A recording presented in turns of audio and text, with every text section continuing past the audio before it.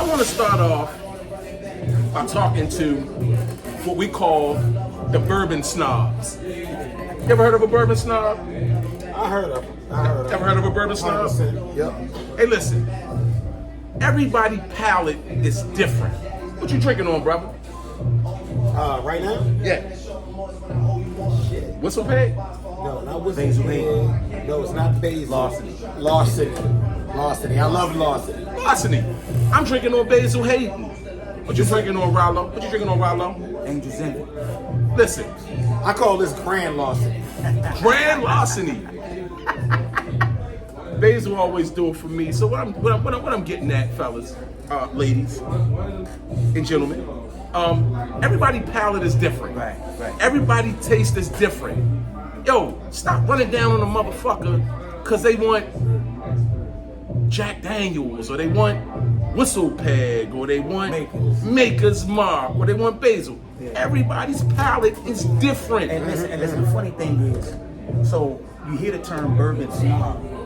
You know, you can look at it as a diss.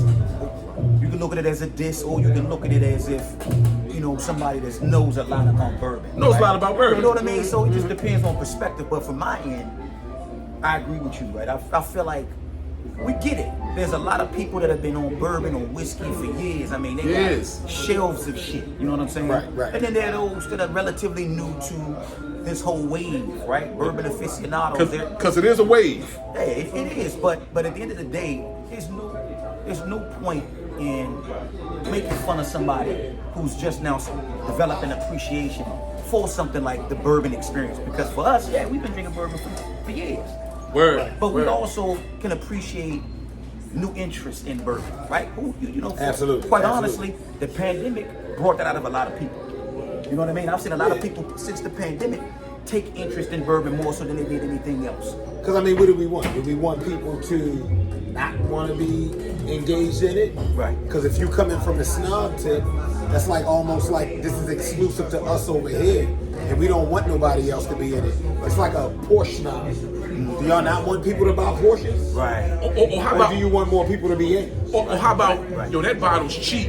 My shit is $90. My shit is prestigious. Good point. My shit is $200. So the fuck what? Yeah, that's another thing. Price point doesn't necessarily, you know, determines whether or not if it's a good bourbon or a bad bourbon. You know what I mean? Right. Like, believe it or not, there's Evans Williams. Evans Williams. That's super smooth. Super smooth. Right? You just never know. You just got to know what batch you're getting a hold of. You know what I mean? So you're right. Right, and we want to educate people, man. We want as many people to be included as possible, and we want to bring them people up, man. We don't want to shut them people down. That's it. So Bourbon Snobs, check your temperature, check your levels. Everybody's bourbon palate is not the same. We the Bourbon Boys.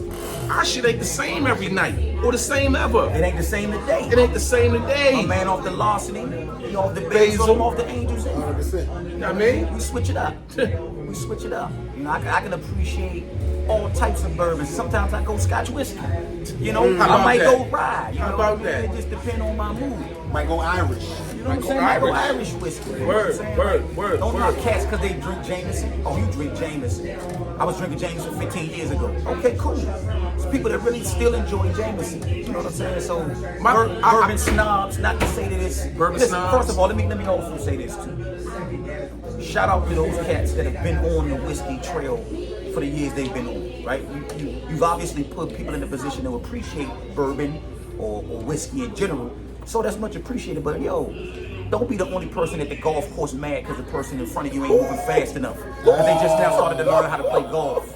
Give them the opportunity to get better at the game. Let them live. Let them live. Let them live. You know what I mean? Cheers.